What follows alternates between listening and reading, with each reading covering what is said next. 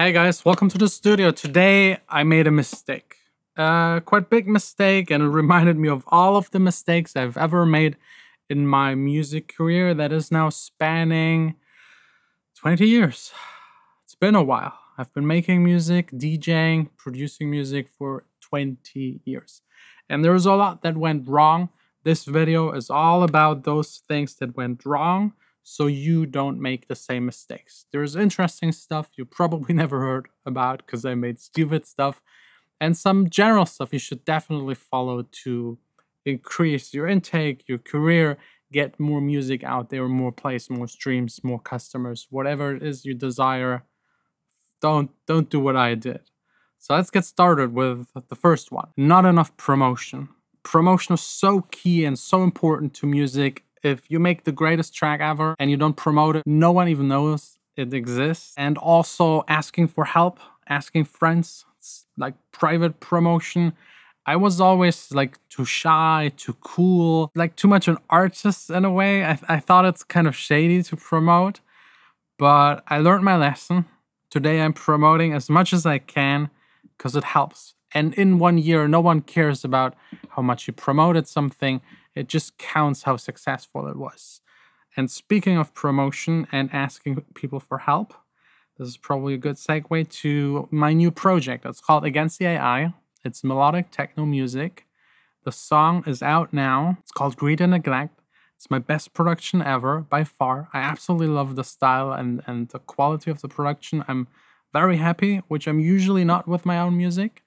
And you can now get it on Beatport. Support me. We're even in the charts right now. So if you want to help me to climb up, just follow the instructions in the description, because there's also like a small 2 GB sample pack on top for you. If you support me on Beatport, send me the invoice, you'll get it immediately.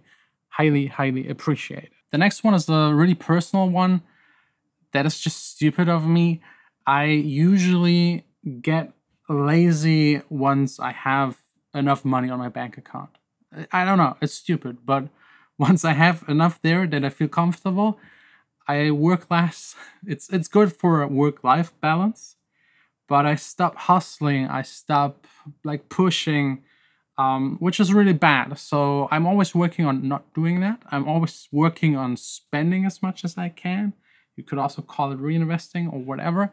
It just helps me. I don't know, the pressure makes me do more, which really, really helps. So in a nutshell, don't stand still, always move forward, don't get lazy, don't feel comfortable, always be on the edge so you can push yourself and your music. The next one is hard to admit for me because everyone told me so on this channel right here in the comments.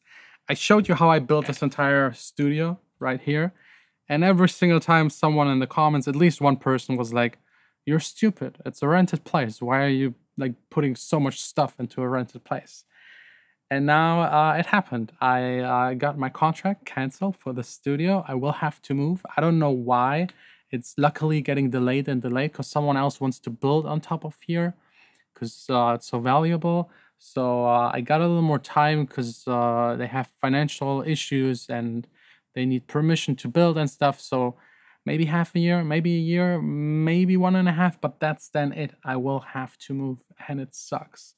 So if you build a studio, make it mobile, make it in a place that you own, or just keep it simple. Because this leads to the next point. I like to obsess with things. I start something, I do it hardcore, and then I get bored, do the next thing hardcore. Try to keep a balance in there. For me, like making music is the most balanced, steady that I do in my life for so many years, but everything else is just like one thing crazy, next thing crazy, next thing totally crazy. Same obsession goes for gear. It's partially an investment. It's partially used to actually make the music, really. I still absolutely love soft synths, but don't be like a super nerd about things. I know so many producers that know everything about every single synthesizer. They know everything about every plugin, every DJ, every producer, but they don't finish any tracks. They just, I don't know, they're just online the entire time researching, which is good, it's fine. but you still need to finish tracks. That's what it's all about. And that's maybe the biggest point, like finishing tracks. It's my biggest struggle. It's your biggest struggle. Everyone struggles with it. It's normal to a certain degree. I personally, the last years, I started just to rough sketch ideas. So I make 5 a day for 2 or 3 days. Then I listen to all of them, pick the 1 or 2 best ones, and finish them. This way, yes, I have more unfinished tracks even, but just rough ideas that cost me maybe 20 minutes to make. And I finish more because I pick the best idea, and finishing a good idea is a lot easier. Like mixing and mastering, it's just like a matter of just putting enough hours into it. The next one is a big one. I wish I knew earlier. Release your music yourself. We're in a day and age where a label won't really push you, help you, as long as you're not already at a certain level. And once you're at that certain level, they will approach you.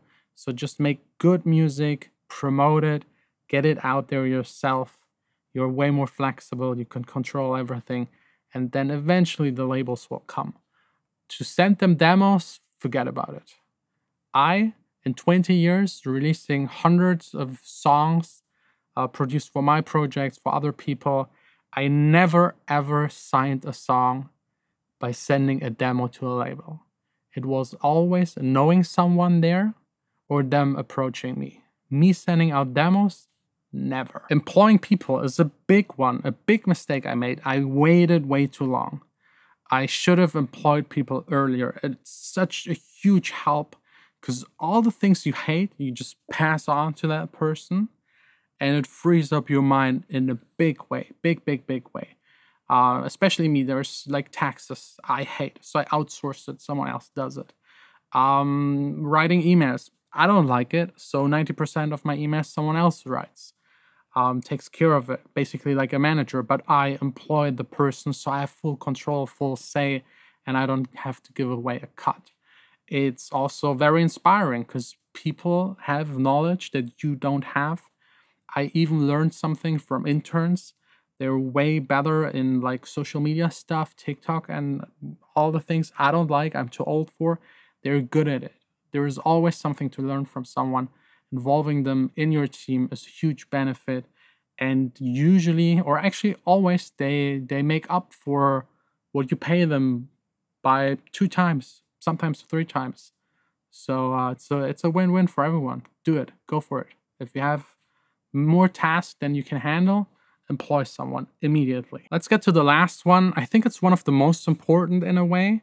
And it's one that I struggled the most with, that I screwed up so much that I started this new Against the AI techno project. Again, if you're interested in the song, it's linked down below in the description. You'll get a sample pack. It's really nice. It's really good. Go click on it. Support your boy, John Sine. But yeah, it's consistency of your brand. Like John Sine is one project of mine that I started 20 years ago. I was a kid in my bedroom, like scratching and destroying my mom's record player. And over the years, I played hip-hop music. Then I switched to house music. From house music to tech house music, to deep house music, to melodic techno, then more to pop stuff, more pop stuff, because I got connected with people in the pop industry, so I thought it's smart. And it was smart, it helped me a lot. But my heart is more with the darker tones of club music. So now I decided to just cut everything, focus on that new one. It's more me, and it's easier with a new project and the experience I have to build a brand.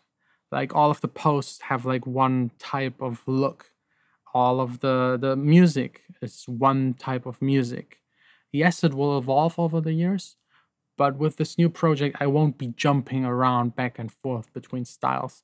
It's something that takes a little while, because when you start out, you usually copy other people and get excited and inspired by other music, especially the music that is successful, and you want to mimic the success, so you jump over. But at the end, it actually hurts your brand a little. I know some of the big superstars, they just do whatever, but again, there it's less about the music, it's more about everything else. So no one cares if they just make trap and the next week they make a pop song and then again a club banger.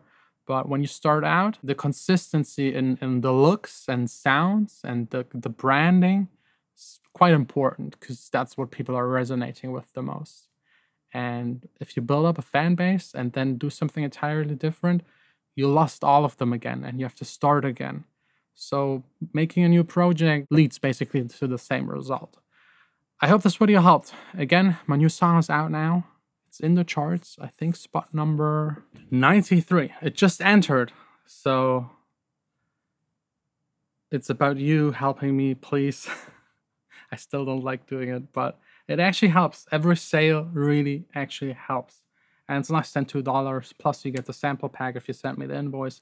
It means the world to me, because like I don't care that much about the chart position, but once it's there, more people discover it and I can build up the project, and I love the music. I want to share it with everyone. And there's also this really cool live show that I made, like with lights and procedural generated visuals to the music. And I just want to showcase it to more people. And the first step is getting as many people involved in listening to my stuff. So yeah, thanks a lot for the support. Thanks a lot for watching. Again, soon, right here in the studio.